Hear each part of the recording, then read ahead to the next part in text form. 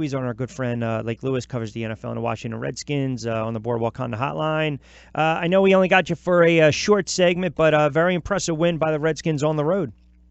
Yeah, it was. It was a big win for them, and they're a team that feels good about themselves. And Q, we're going to find out a lot about them come Sunday, because in years past, after they've had a little bit of success, they've followed it up with laying an egg. And frankly, this is a good litmus test for these guys. That they can come out and beat a Colts team that I think they should beat. I think they should beat the Colts soundly, actually. We have a bunch of Skins fans that listen in, and they wanted to. They enjoy when you chime in. They wanted to ask kind of the same sentiment here. If you're starting to see this front office or the franchise as a whole, are they trying to copy what the Eagles have kind of done with, just how they're building a foundation with the team and bringing in their guys? I mean, can you draw parallels there? I don't know about that. I mean, the Eagles obviously had great success last year winning the Super Bowl, and rightfully so. But I think they've just decided here, they've done just about everything possible you can do to put the football team together with no success. Yep. So I think they just wanted to, do something different, and it started by just bringing football guys in the building.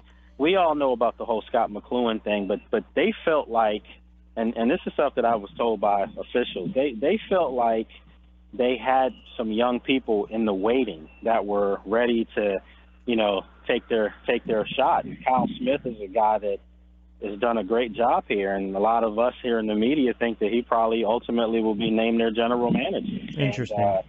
And Doug Williams obviously could be the de facto general manager now, but he's really a figurehead that's doing some great things here. And, he's out on the practice field every day, giving great insight. And, so they just got some football guys in and decided that, they needed to go out and get some football players that wanted to win, wanted to make their money later, but show that they deserve the money and get younger.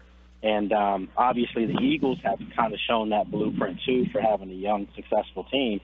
But I got to tell you, man, I've been covering this outlet for a while, and I don't think I've seen anything like this. I just haven't. I'm not saying they're going to the Super Bowl, but you and I talked off the air many a time, and I told you there's something different about this year's Redskins team. They're going to show me a lot come Sunday. If they hammer the Colts and make a statement, I agree. They may not be going away. Listen, and I give you credit, and you kind of called it, and we're in the infancy in the season, no doubt, but the Giants and the Cowboys can ill afford to drop to 0-2. You got the Eagles taking on a Tampa Bay team that they should beat with Fitzpatrick, even, Foles under center. Yeah, well, and in fairness to the Cowboys and Giants, they lost to superior teams. I mean, they lost to two teams that are playoff teams that have Super Bowl aspirations. And I don't know if the Panthers are a Super Bowl team, but they're definitely a playoff caliber team. You get in the playoffs, why don't you think you can get to the Super Bowl? But the Redskins, let's call it too like it is. The Cardinals looked dreadful last week. I mean, Steve Wilkes' first game, they were just disjointed. They did not look like a team that I expect to get better, as the season progresses. But cry no one a river on that. I mean, these are games Redskins would lose all the time. I mean, hell, they were 0-5 in their last 5 season openers. So, they made a big statement. And, remember I told you, Adrian Peterson, I told you what I saw with my eyes in practice. Yeah, one game, though.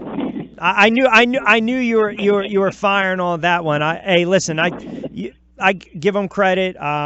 I'll see how it plays out. I don't know at the end of the day if he's going to be able to 25, 30 touches a game.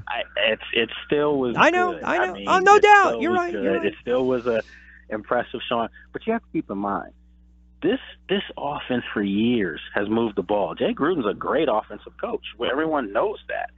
But they never had that back or that tandem that made guys come up in the box. Most of the time teams – kept a nickel back in there to stop their passing game. So they still were throwing for 4,000 yards.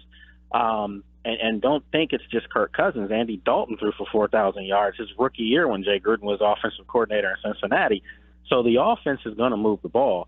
But when I saw what Chris Thompson and Adrian Peterson did last week, there's a dimension to this team I haven't seen. And then on top of that, they have a quarterback that's mobile. Alex Smith made a lot of runs last week. He only had 14 yards on the game, But I'm telling you, he saved that offensive line a couple times from having sacks. And that's something that, as the season progresses, those are other weapons that maybe, you can do. You can do some naked bootlegs, some different things. You don't want to run the guy all the time at 34, but he still can run. And 34 is not old anymore, Q. You know that. No, not at all. I know I only got you for another minute or so, and we'll do a little more extended next week. Josh and I were talking about this with Frank Gore, creeping up, top 5, top, 6, 5, 4, what have you. And for some reason, we had a great discussion. You would have loved it, talking about some of the running backs and the different styles. I brought up guys like Harris and John Riggins. I'm curious. Riggins, you're very familiar with Riggins. He, to me, and I'm curious your opinion, I believe he was a running back that back in the day, guys like Parcells and those coaches in the NFC East, they had a game plan around.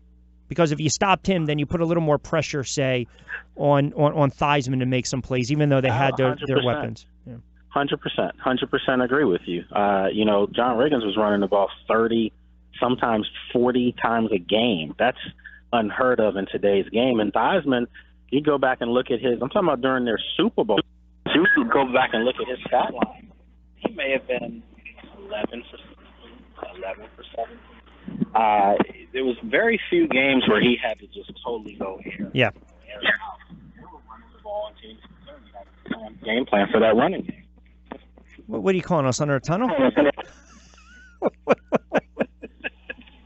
right, all right, we're getting no, that's all right. That's all right.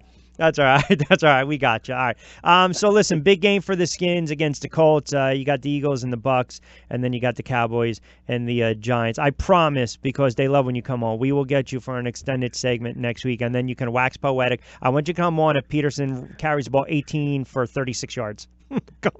So I plan on being on there then. Yeah. Hey, always appreciate you making time, pal. All right, take care. You have a great weekend. We'll catch up.